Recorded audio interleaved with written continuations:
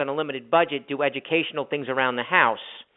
So I've actually partnered with a woman named Blythe Lippman is her name, and she's a fantastic author from Arizona, an expert on baby and toddler instructions. She has a fantastic podcast too. So I'm going to be doing a podcast on Tuesday nights that's meant for dads who have their kids on Wednesday night. So they have their kids Wednesday night for dinner, and then they're going to see them on the weekend. So it's going to be a short podcast meant to give ideas, to give them incentive, give them confidence, everything from decorating or helping with events, or how do I go to a holiday party now that I'm alone? What do I do? Like I have men calling me in the holiday. They emailed me, then I called them. They said, well, Chris, first year I'm going to have my kids by myself. My ex-wife used to do all of this, buy presents, buy flowers, buy the wine. They have no idea what to do. How do I go and bring a 4-year-old out to get a dress for a Christmas party? So it's these kind of things that men are reaching out to me, and that's part of what the podcast is going to be. Just like today talking to you, effective, not fluffy, real information meant to empower men to have the confidence to do things, to realize, hey, you can be I'm a masculine person. I don't have to change my masculine sensibility in order to effectively parent my children. That's part of the issue. Men think they need to feminize themselves, and there's no need. Masculine has been demonized for 20, 30 years, and that's crazy. In my book, I talk about what is the true definition of a masculine person. What does it mean to be a masculine man, and what are the benefits you bring to your children, and that they need that masculine sensibility in order to grow properly. So embrace it. Embrace your masculine sensibility and use it, and that's what my book is about. Chris, I will say this much. Your podcast, if it's anything like the way you present taxes or the way you have presented the Foxhole Father, that whole persona, that part of your life, I will tell you this much.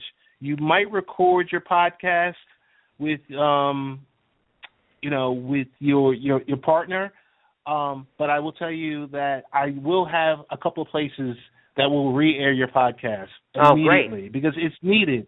It's needed amongst us men because, you go anywhere, you're kind of looking around or you're kind of unsure because we don't have that outlet. We don't have shows that's your upcoming show. We don't have shows like that. We don't have shows that are similar to this that allow you to that forum. So I'm really, really interested about that, and any support that you need, I'm here as always. Of course. I know that. Can I mention one other thing about it?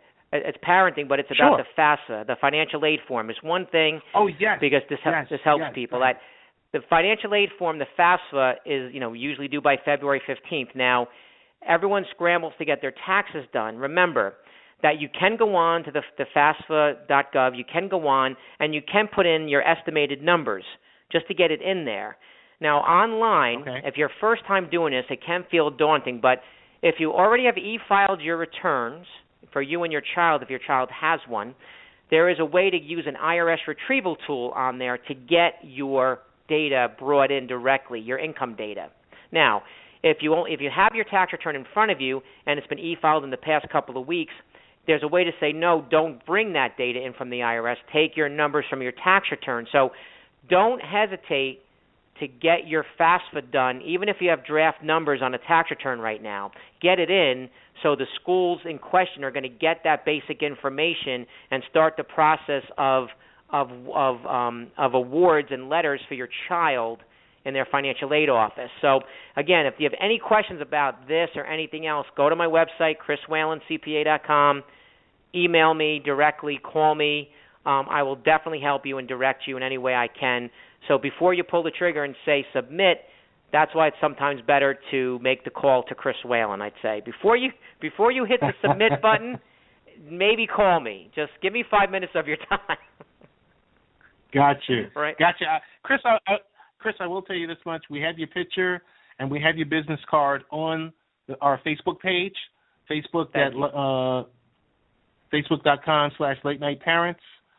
We have it up there. We're going to have it up on the Twitter feed also, your business card, because something like this, please. Events like this only happen once in a while, and I appreciate you taking the time out tonight I mean, I know you and I have talked offline, and whether it's talking or texting, so it's so important to get this type of information out because there are a lack of forums. I mean, you can only go to Google so much, or like the reference you used earlier about WebMD.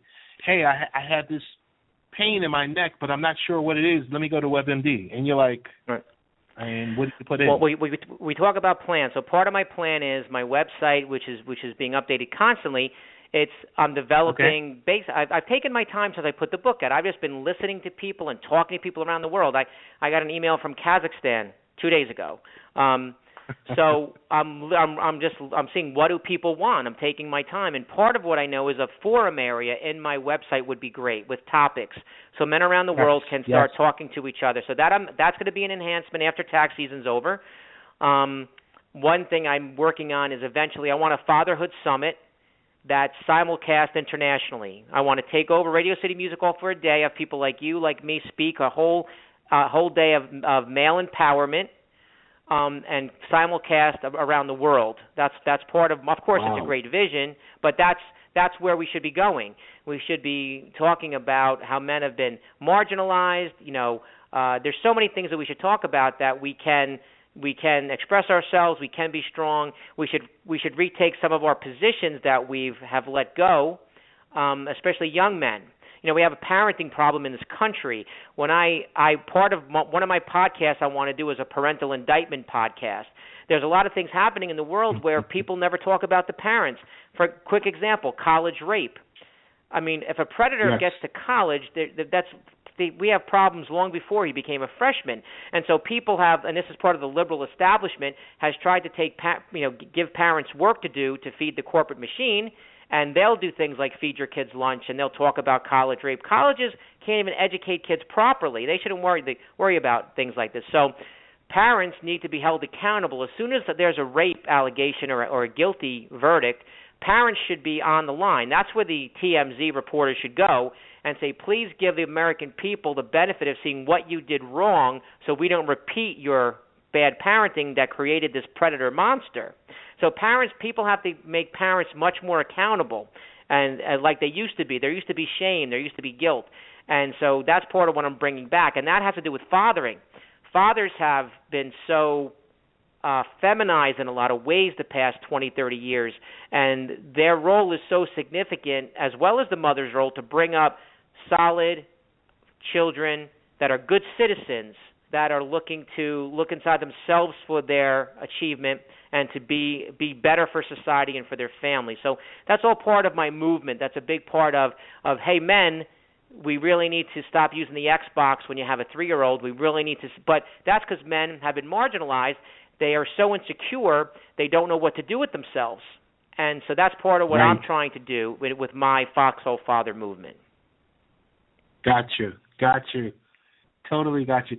Chris, it's been wonderful having you here tonight. We're going to actually have to have you back because we're going to do a future show, and we're going to talk about what happened with Vandy, with the rape in Vandy. We're going to talk about that. We're going to have a few other experts on. I'm probably going to pull you for that because, I mean, it's a serious topic. But tell us the best way to get in contact with you professionally and professionally.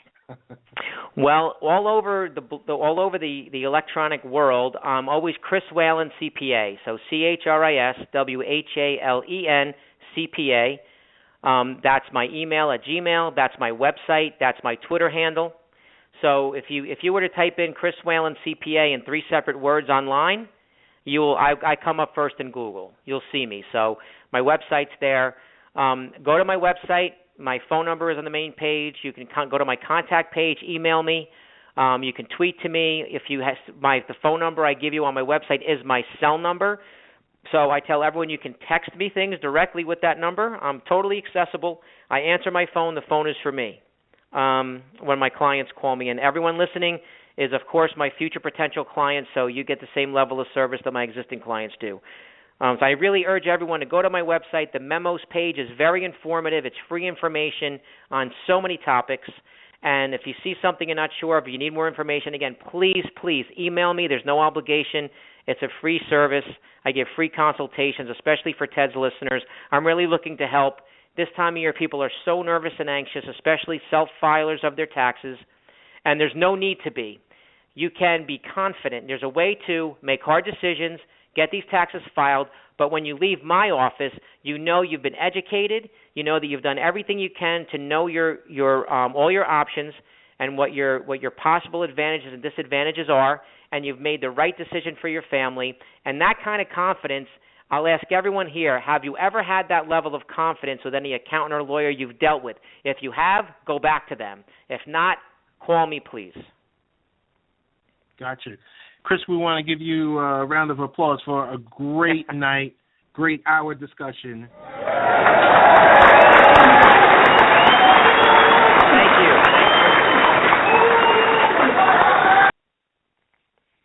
Chris, thank you so much, and we will definitely be talking in the future. Thank you, Ted, very much. Good night to everybody. And that was Chris Whalen, the Foxhole father, the CPA, just overall a good person. We want to thank everyone for listening to the show tonight. We're going to be back next week, and we say we love you and thank you, and we're closing.